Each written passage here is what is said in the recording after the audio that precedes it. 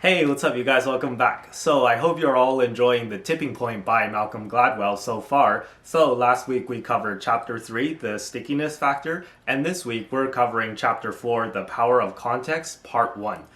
So, this is going to be a long-ish section, and it's in the book is also split into two parts. So, this is Part 1, and without further ado, let's jump right into it. So, this week we're talking about how little things can enforce kind of the overall situation, right? So you'll see what I mean in a second, right? So within any situation, there's always some context or some little situations that are happening in the background that reinforces the larger situation. So for example, the first example given in the book is the trial of Bernhard Goetz.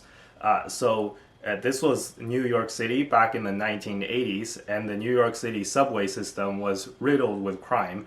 It was just a bad state altogether. People were skipping fares, people were, publicly urinating and publicly being intoxicated, and there were robberies and stuff every day, and people were getting, mugged. So that's exactly what happened to Goetz, where he was just riding the subway, minding his own business, and then 5 teenagers went up to him and tried to mug him. And then at that point, he just had enough, and he pulled out a gun and he shot, I think, at least one of them, a few of them. All right, so this was a big crime that went really public, that was really publicized in the media. And this was because everyone knew the state of the New York subway, right? So people were actually on the side of Gus, and they were saying that he was a hero and everything because he was the one that stood up to the people that were mugging people on the subway. So it had kind of a reaction that people weren't expecting. And if we look into this case, the power of context is one of the biggest factors in determining how an epidemic spreads. So typically we refer to the word epidemic as like a disease. However, epidemics can also be crime. So crime spreads like an epidemic as well. And in fact, it's not that unusual to use the word epidemic to describe a crime. And it also explains other things like how syphilis spreads in Baltimore and how it spreads more in the summer than it does in the winter because people tend to, it's an STD, right? So people tend to get together more in social environments and there's more like drug abuse and things that you typically associate with sketchy behavior and, risky sexual activity during the summer. And this is why Paul Revere's afternoon ride would not have been nearly as well known as Paul Revere's midnight ride because back then, during the afternoon, people would be out and about working in the fields and stuff like that versus his midnight ride, everyone was sleeping, so he was able to get to where the people were at, which is in their homes. So this is kind of, you'll see this theme come up over and over again with the broken windows theory is another one, right? So the broken windows theory describes New York City once again, where in the 90s, just the crime in the city was really bad too. And when you see broken windows, when you see a lot of broken windows, that reinforces the idea that a place is not safe. So that means that it's actually less safe because even the criminals, even the thieves who were like thinking about maybe committing a crime, they see a lot of broken windows and they see that, they think, this place is not like well maintained, the police doesn't really care, so I'm gonna commit a crime and probably not gonna get caught. So it kind of reinforces this like cycle.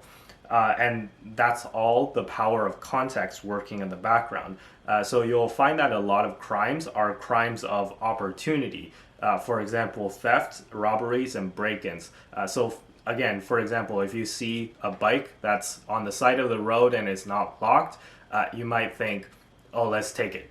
But you didn't go out with the intention of taking a bike. But it was just the opportunity was there. And again, if the police doesn't enforce these small crimes, then it could easily spiral into larger crimes. People think, it's okay to steal a bike, then it's okay to rob a bank or do some other crazy or more intense crime.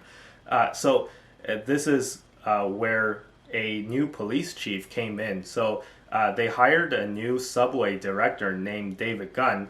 And Gunn decided that the graffiti in the subway system must be cleaned up because those little things matter. Again, broken windows theory, right? So it's not just broken windows, but it's just graffiti everywhere. It kind of implies that a place is not safe, and then it helps spread the epidemic. And then a new police chief was also brought in named William Bratton, and he began tackling the crime problem by tackling fare beating. So people were not paying the fares on the New York City subway, and which you think would be a petty crime, right? But by cracking down on fare beating, they noticed that the rates for all crimes went down. And again, this is a power of context thing. So Goetz's backstory explains why he decided to pull a gun on the muggers. Because he had been mugged before, and he had a tough upbringing as a child, and he was kind of a loner without too many friends. The power of context really plays a role here, because if you look into his backstory, you kind of get it, right? He's the type of person that would, and he complained previously about the state of the crimes in New York City and the New York City subway before to his family and whatnot. If you look into his backstory, it became pretty clear that he was the type of guy that would crack one day if he was encountering a tough situation, and he would just pull a gun on someone. If you look behind his backstory, it actually makes sense what he did. Not justifying it, of course. You shouldn't pull a gun on somebody, but considering that he was being mugged, you could argue that it was self-defense as well. Again, the power of context is determined by little things like graffiti on the subway, and the way that the police are treating petty crimes like fare beating and public intoxication. The Stanford prison experiment is another one. It's another example of the power of context. It was a demonstration of how a situation can be so overwhelming that it changes human behavior. So for those of you who are not familiar with the Stanford prison experiment, they basically got a bunch of people from Stanford University and they put them into two groups, into prisoners and into prison guards. And they asked them to simulate a prison over the course of weeks and months. And basically, the prison guards, who were not actually prison guards, they were just people in the experiment, they just basically went on a power trip and took the experiment a little too seriously. And they physically and mentally abused the prisoners, right? And basically, if you think about it, it's kind of crazy because it's just an experiment. You're not supposed to actually go all in. But some people just went all in on their fellow students, basically. And this is a very crazy thing, even today, right, to think about, because that's totally not what the experimenters had expected.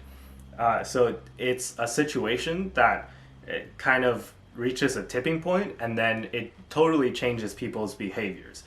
So I highly recommend you read more upon the Stanford prison experiment if you're interested in this field, but it was only talked about briefly in this part of the book. And now another experiment was that children were given a test that they had an opportunity to cheat on. And the conclusion of this experiment was that honesty was not an innate trait. It could be based off of context. So what they found was that girls tend to cheat just as much as boys, so it's not having anything to do with gender, but it did have something to do with the child's upbringing. So if the child was brought up in a tougher childhood, in a tougher family, whether it be socially, economically, or just maybe the parents were a little bit too harsh on the kid, that made them cheat more. So we typically tend to think of people as being honest or dishonest, but you'll find that nobody is inherently honest and nobody's inherently dishonest. It's all up to the situation in context. And finally, the last example is what's called the Good Samaritan experiment. So the Good Samaritan is a story from the Bible, and if you're not familiar with it, basically there was this priest who was on their way to another city, and then they meet this beggar along the way. This was like back in the biblical days, right? Back in ancient times, and so there were no cars, so everyone had to walk. And yeah, basically the priest sees a guy that's just struggling, and he's starving, and he's about to die, basically. And the guy asks the priest for help, and the priest doesn't help him because, I don't know, he's late for something, or he just refuses to help, right? So the priest leaves the guy for dead, basically, and then another person comes along, and the second person doesn't help either, and they leave. And then it wasn't until a Samaritan, who is a person from the region of Samaria, it's a person that's from a particular region in the Middle East, in like Israel, around that area, where people tend to like hate Samaritans for some reason at that time. So people didn't think of Samaritans as good people, but this particular Samaritan saw the guy was struggling and decided to help him. So the story became known as the Good Samaritan. So that's basically the story. Now, the particular experiment talked about in the book was that in modern times, there you see a lot of homeless people still like out on the streets, right? So they asked a bunch of people who were familiar with the Good Samaritan story to tell the Good Samaritan story at a presentation at a fixed time and place. And then they got somebody to, I think, pretend that they're a homeless person, right? And ask that person for help when they were walking to that presentation. And what they found was that not everyone would stop and help that person, even though they're trying to tell the story, even though they're an expert on the Good Samaritan story, even though it's the exact same situation as the Good Samaritan story where you have somebody struggling. But I think a lot of people, especially the people that were running late, they found that the people that were running late were much less likely to help, even though they were trying to, like, this is the exact same situation as the Good Samaritan story. So it all goes to show that people are maybe less prone to helping each other when we're late or when we're frustrated. And it makes sense, right? Like, if you're late for a presentation, if you're late for an appointment, if you're late for a date, then you're probably not gonna stop and help someone who's in need. And if you are, then you're a good person and you should keep doing that. But yeah, just in general, the power of context really enforces these little things, right? So it's the whole point of this chapter is not to think about situations too broadly, right? So we got to consider the context and the situations that are running in the background that reinforces the grander situation. So basically, that was the power of context. And yeah, the question of the day is, what kind of situation can you think of that might be influenced by a bunch of smaller situations in the background that might not be intuitive, that one might not realize very quickly, right? So that's the story of today. And yeah, I'll see you guys next week for chapter 5, which is the power of context, part 2. So thanks for listening, and see you guys in the next video.